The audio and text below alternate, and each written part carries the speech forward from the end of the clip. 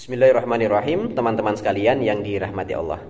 Pada video kali ini kita akan menjawab pertanyaan tentang hukum memberikan upah kepada tukang sembelih hewan kurban atau kepada jagal hewan kurban. Yang kedua, apakah memberikan upah tersebut bisa merusak nilai ibadah kurban yang kita lakukan, atau justru memberikan upah itu merupakan perbuatan yang tidak mempengaruhi keabsahan hewan kurban yang kita sembelih pada momentum Idul Adha. Teman-teman sekalian yang dirahmati Allah, untuk poin yang pertama, bahwa setiap pekerjaan, setiap jasa yang dilakukan orang lain kepada kita merupakan pekerjaan dan jasa yang sangat layak dan sewajarnya untuk kita upah atau kita gaji. Termasuk jasa dan pekerjaan itu adalah menyembelih dan mencincang daging hewan kurban. Karena ini pekerjaan, maka siapapun yang menyembelih hewan kurban, siapapun yang ikut membantu mencincang dan memotong-motong daging hewan kurban sampai nanti proses pendistribusian, sangat layak untuk diberikan upah pekerjaan tersebut.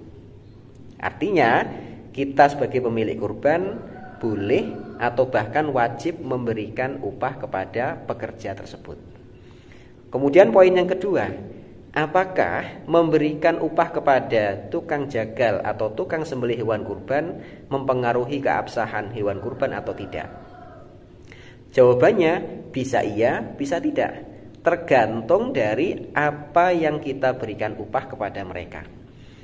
Jika upah yang kita berikan kepada tukang jagal atau tukang sembelih hewan kurban bukan dari unsur hewan kurban, maka hukumnya boleh dan tetap tidak mempengaruhi keabsahan hewan kurban. Dan itu memang sudah selayaknya seperti itu.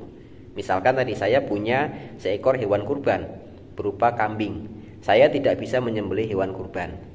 Saya tidak bisa mencincang-cincang daging hewan kurban. Dan saya juga tidak punya waktu untuk membagi atau mendistribusikan daging hewan kurban. Maka saya butuh pekerja orang lain atau orang lain yang membantu saya. Karena ini pekerjaan, maka saya bayar dia dengan uang selain dari hewan kurban tadi. Saya keluarkan satu hewan kurban dengan nilai 300.000 misalkan. Atau satu hewan kurban saya berikan beras 10 kilo misalkan. Maka pekerjaan itu atau perbuatan mengupah tersebut tidak merusak nilai ibadah kurban yang kita lakukan. Tapi jika mengupahnya menggunakan bagian tertentu dari hewan kurban, maka upah tersebut merusak nilai ibadah kurban yang kita lakukan. Misalkan tadi ya, mulai dari penyembelihan, pencincangan daging sampai pendistribusian, kemudian pekerjaan itu kita berikan upah berupa kepala kambing, atau kita beri upah berupa kulit kambing, atau kita berikan bagian daging paling banyak karena dia telah membantu kita. Kalau upah-upah itu diambil dari unsur hewan kurban dari badan yang sebelah manapun, maka upah itu secara umum dianggap sebagai perbuatan yang terlarang dan sekaligus bisa merusak nilai keabsahan hewan kurban yang kita sembelih. Hal ini teman-teman sekalian sebagaimana yang disampaikan oleh sahabat Ali radhiyallahu anhu, bahwa beliau suatu ketika pernah dimintai tolong oleh Nabi untuk mengurus hewan kurban beliau, mulai dari penyembelihan, mensodakohkan dagingnya, kulitnya, dan semua pernak-pernik dari hewan kurban itu untuk disedekahkan semua. Karena Ali ini ternyata tidak menyembelih sendiri tapi meminta tolong orang ketiga, kemudian sahabat Ali ini memberikan upah kepada pekerja tersebut dengan kalimat nahnu nu'tihi min indina. Kami memberikan upah kepada tukang jagal, kepada tukang sembelih, tapi bukan dari unsur hewan kurban, tapi dengan unsur yang lainnya. Bisa berupa uang, bisa berupa makanan pokok, dan yang lain-lain. Yang penting bukan unsur hewan kurban, gitu. Ini yang dicontohkan oleh sahabat Ali. Karena hewan kurban yang kita persembahkan untuk disembelih pada momentum Idul Adha itu murni sebagai perbuatan yang unsur ibadahnya lebih lekat dan kemudian diikuti dengan unsur sosial. Jadi jangan sampai ada unsur hewan kurban itu yang dikomersilkan, Nah, dikomersilkan itu bisa dijual untuk mendapatkan uang atau diambil sebagian untuk mengupah pekerja. Nah, dua pekerjaan ini, menjual dan memberikan upah dari unsur hewan kurban ini termasuk perbuatan komersil, perbuatan akad ekonomi, dan itu bisa merusak keabsahan daging hewan kurban atau keabsahan nilai kurban yang kita sembelih pada momentum Idul Adha.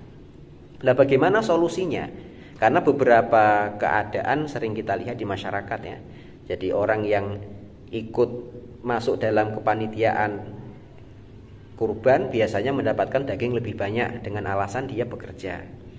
Mendapatkan kepala hewan kurban dengan alasan dia bekerja. Mendapatkan kulit hewan kurban dengan alasan dia sudah capek bekerja. Kalau memberikannya berbanding lurus dengan pekerjaan, maka sejatinya itu bagian dari upah. Kalau itu dilakukan, maka sebenarnya kita sebagai pemilik kurban akan mengalami kerugian karena ibadah kita dianggap tidak sah. Perbuatan kita rusak hanya gara-gara bagian tertentu dari hewan kurban kita jadikan sebagai upah gitu. Maka yang paling aman gimana? Yang paling aman jika ada pemilik kurban yang menyerahkan kurbannya ke panitia kurban, maka sebaiknya menyertakan dana operasional. Misalkan tadi 1 kambing kita serahkan ke panitia kurban di masjid disertai dengan dana 300.000 sebagai dana operasional. Misalkan seperti itu. Atau kalau sapi, kita beli sapi seharga 21 juta. Kalau itu sapinya patungan orang 7, berarti masing-masing orang berkewajiban membayar patungan tadi senilai 3 juta. Dikali 7 berarti 21 juta. Lah itu baru murni hewan kurbannya saja. Nah, biar aman berarti setiap orang yang membayar 3 juta ditambah dengan misalkan 200.000 untuk dana operasional hewan kurban. Baik nanti operasional itu mau dibagikan secara utuh bentuk uang kepada setiap siapa saja yang bekerja pada pekerjaan itu, atau nanti dibelikan alat-alat untuk operasional atau lainnya, yang jelas hewan kurban itu harus dibagikan secara keseluruhan, tidak ada satupun unsur yang dijadikan sebagai upah atau diberikan kepada pekerja atas dasar pekerjaannya. Baik teman-teman sekalian yang dirahmati Allah, itu tadi penjelasan tentang bolehkah kita memberikan upah kepada tukang jagal atau tukang sembelih hewan kurban. Bisa iya, bisa tidak, tergantung dari unsur apa kita memberikan upah kepada tukang jagal tersebut. Baik teman-teman sekalian, demikian aku qouli hadza. Assalamualaikum warahmatullahi wabarakatuh.